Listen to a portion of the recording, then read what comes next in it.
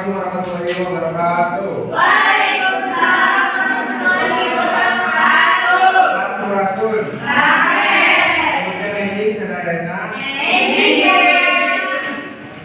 Alhamdulillah orang biasa jadi mata kuliah editing tepatkan singkuri dan Pak Joko saraku moderator di kelompok tilu baris medar mencari kenaan saat yang kode etik paling penting anu anggotana nyaeta Tasya Rama Aldana Cita Fortuna Rosyadi Story dalam singkuri dan Pak Joko Rangkong efektif ke waktos urang karena pembahasan anu bakal diberlaku dari Tasya. Dilajeng karena materi anu mimiti nyaeta wangunan panyunting. Dunia panyuntingan aya dua bagian nyaeta editor jeung copy editor. Kaduana miboga pancen sarua nyaeta nyunting hiji tulisan. Ieu nu ngabedakeunna tina kaduana nyaeta bagian anu disunting. Editor nyunting leuwih kana materi atau bahan tina salah sahiji tulisan.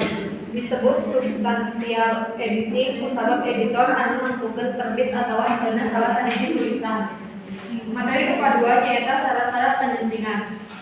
Nyaeta ayat 12 anu mimiti kuasaan ejaan, nu kadua kuasaan bahasa, nu katilu bersahabat jeung kamus, nu kaopat miboga kepekaan bahasa, nu kalima miboga pamaweruh nu lega atawa loba, nu kagenep miboga ketelitian jeung kasabaran, nu katujuh miboga kepekaan anasara jeung pornografi, nu kadalapan miboga kaluwesan, kasalapan miboga mampu nulis, kasapuluh kuasaan bidang tertentu, kasabelas kuasaan bahasa asing jeung terakhir nyaeta pemahaman teoretis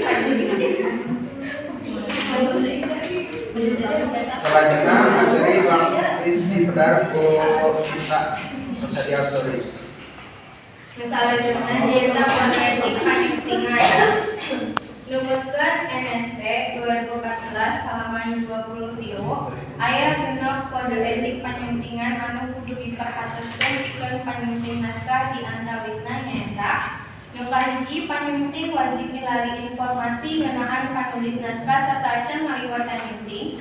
Nu kadua panyunting lain panulis. Nu katilu panyunting wajib ngarahasiakeun informasi nu aya dina naskah anu disunting.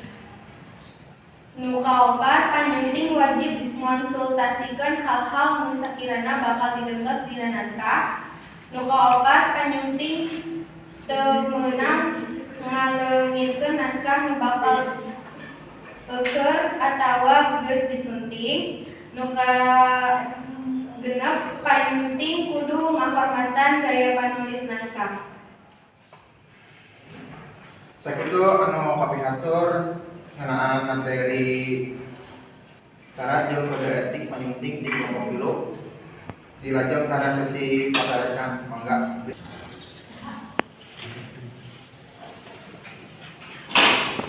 Mangga Kak Titi.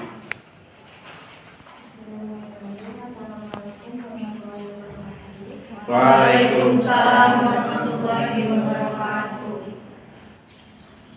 Izin lumaros, maka Nostafur Fitria WNI di kelompok hiji. Izin lumaros, upami dina kode etik panyuntingan teh ngawuku tina segi ngamoe. Terus naon bedana antara panyunting sareng manulis? Mangga Nobi. Assalamualaikum warahmatullahi wabarakatuh. Waalaikumsalam warahmatullahi wabarakatuh. Mas Tafu Novia Rahmawati di kelompok genep izin lumaros. Naon sanksi pikeun editor anu ngalanggar kode etik anu tadi disebatkan? Itu mohon. Nuhun ka Nobi anu pandaos wasiat pasarekan. Mangga diraya nu bade naon sini. Enggak. Bismillahirrahmanirrahim. Assalamualaikum warahmatullahi wabarakatuh. Tepangkeun Mas Tafu Ira Rahmawati di kelompok 4. Bade tumaros dina kode etik panyunting kan di dia aya poin panyunting kudu ngahormatan gaya panulis naskah. Tah, gaya panulis naskahna teh nu kumaha? Eta mah mulai.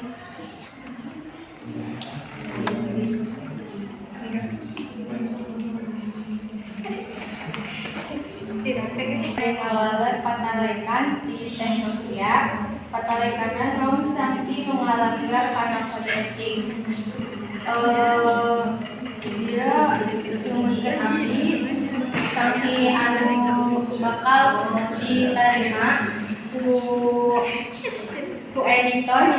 editor dina ngalanggar kode etik nyaeta aya teguran tertulis, aya usulan pemberhentian di tim pengawasan jeung henteu dibere penugasan pengawasan selama jangka waktu tertentu.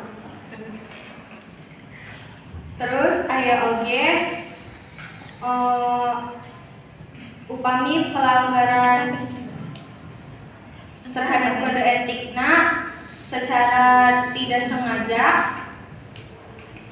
kemungkinan masih ada toleransi. Jika disengaja, hukumannya akan berat seperti skitsa.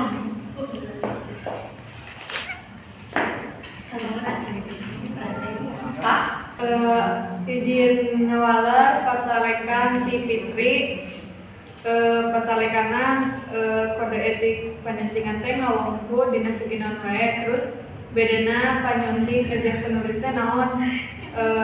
Kode etik panyuntingan teh tadi tos disebutkeun anu aya genep eta teh isina teh penyunting wajib mencari informasi mengenai penulis naskah sebelum memulai menyunting naskah. Penyunting naskah bukanlah penulis naskah. Penyunting naskah wajib merahasiakan informasi yang terdapat dalam naskah yang disunting. Penyunting naskah wajib mengkonsultasikan hal-hal yang mungkin akan diubah di dalam naskah. Penyunting naskah tidak boleh menghilangkan naskah yang akan, sedang, atau telah disunting. Dan penyunting naskah wajib menghormati gaya penulis naskah. Kode etik panyuntingan. Nah, upami bedana panyunting jeung panulis mah sapertos kieu. Jadi upami panyunting mah naskah teh tos jadi, tinggal diedit. Upami panulis mah urang bakal nyieun naskah kitu teh. Jadi naskah teh can jadi urang teh bakal nyieun naskahna. Nah, ari panyunting mah geus aya ieu naskahna, tinggal diedit kitu. Bedana teh siga kitu. Cek. Bade aya nu nambihan. Izin ngawaler di pangalekan ira kumaha gaya penulisan anu dimaksudnya. Gaya penulisan anu dimaksud di dieu nyaeta ciri-cirina. Misalkan orang nulis di salah siji media, gaya penulisan hendakna ringkas jeung to the point. Naskah panjang bisa dipilah dina sababaraha judul tulisan. Lajeng digunakan tautan atau di misalnya orang boga referensi di sababaraha jurnal atau sumber. Nah, urangnya diringkas deui janten amin sifat teh gampil manehna gaya penulisan anu bener teh terus nama gitu. Terus pikeun acuan naskah idealna maksimal 400 kecap jeung 800 kecap pikeun naskah jurnalistik jeung lainna artikel opini jeung fitur. Nah, terus judul dina alinea pertama kudu dijieun samenarik mungkin sehingga eye catching atau menarik.